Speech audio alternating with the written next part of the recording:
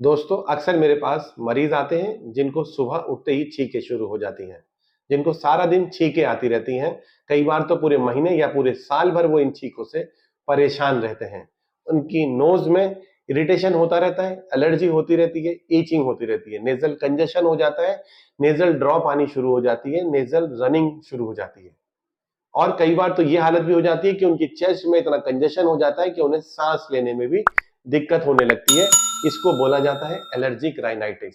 आज मैं आपको बताने वाला हूं इसी एलर्जिक राइनाइटिस के बारे में कि क्यों ये एलर्जिक राइनाइटिस ठीक नहीं हो पाती है। जब पेशेंट अपनी बीमारी को लेकर किसी डॉक्टर के पास जाता है तो डॉक्टर आमतौर पर उसे खाने के लिए एंटी एलर्जिक मेडिसिन दे देते हैं, जैसे सिट्राजिन या लिवोसिट्राजिन, या कई बार स्टेरॉइड्स भी दे दिए जाते हैं जब पेशेंट को चेस्ट में बहुत ज्यादा हेवीनेस हो या कंजेशन हो रहा हो। लेकिन ये तुरंत उस वक्त तो मरीज को फायदा दे देते हैं, लेकिन बीमारी कुछ ही वक्त के बाद फिर लौट कर आ जाती है। और ऐसे में मरीज एक एक विशियस साइकिल में फंस जाता है और बार बार डॉक्टर के पास जाना पड़ता है, बार बार दवाई खानी पड़ती है और बार बार उसे एंटी एलर्जिक या स्टेरॉइड्स खाने पड़ते हैं। और एक अनफॉर्चुनेटली अगर बार बार उसे ये एंटी एलर्जिक देनी पड़े, बार बार खानी पड़े, तो कुछ वक्त के बाद इन एंटी एलर्जिक का भी असर आना बंद हो जाता है या उसकी डोज बढ़ाने की नौबत आ जाती है। तो कुल मिलाकर बीमारी तो घटती नहीं है, दवाई की डोज जरूर बढ़ना शुरू हो जाती है।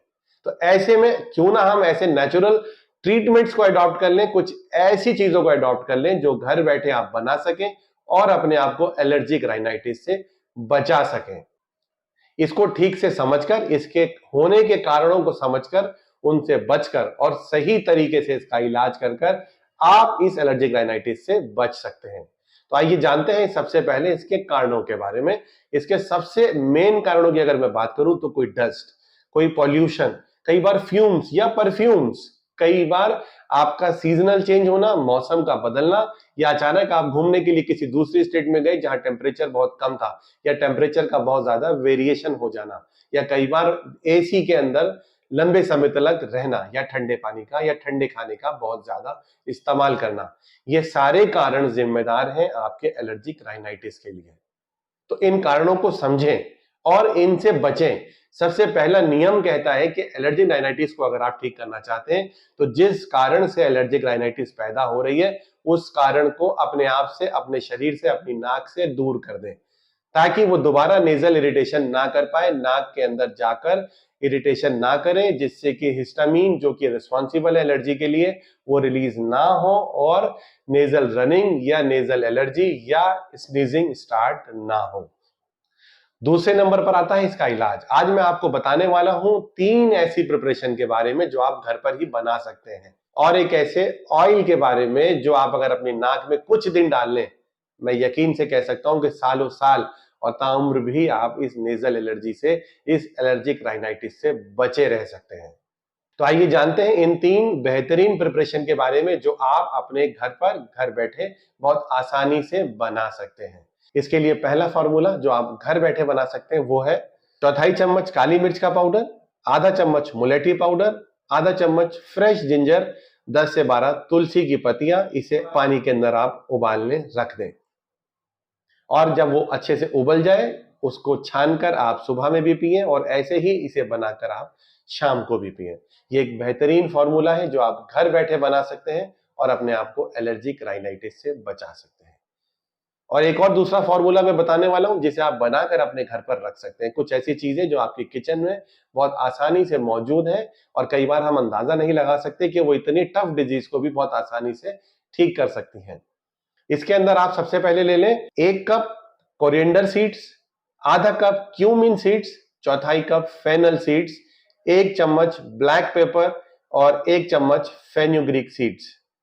इन सबको आप लें और एक गरम तवे पर आप इसे अच्छे से रोस्ट कर लें। रोस्ट करने के बाद इसे ग्राइंड कर लें और इसका बारीक पाउडर बनाकर किसी भी डब्बे में स्टोर कर लें। ये एक आपका परमानेंट फॉर्मूला आपके पास तैयार हो गया।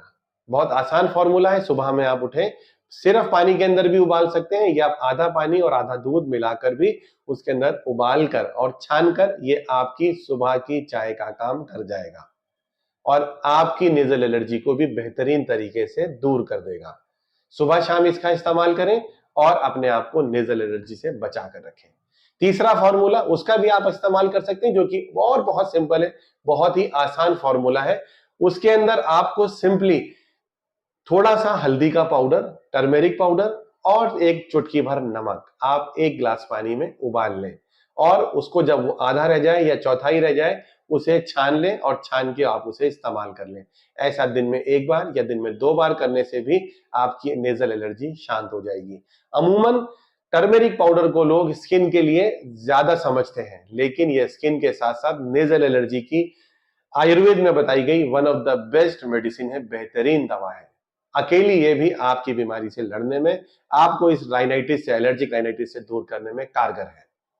इसके अलावा अब मैं बताता हूं उस एक तेल के बारे में जो कि आपको नेजल एलर्जी से बचा सकता है, ठीक कर सकता है। इसका नाम है अणु तेल, जो कि बहुत आसानी से अवेलेबल है। एक आयुर्वेदिक प्रिपरेशन है, क्लासिकल प्रिपरेशन है। अगर इस अणु तेल की 1 बूंद आप दोनों नाक में डालकर रात को सो जाएं और सुबह उठने के बाद भी 1-1 बूंद दोनों नाक में डाल लें और सिर्फ 2 दिन, 4 दिन या 5 दिन भी आप लगातार कर लें, तो आप ऐसा बेहतरीन बदलाव देखेंगे कि आपको छींकें आनी बंद हो चुकी होंगी।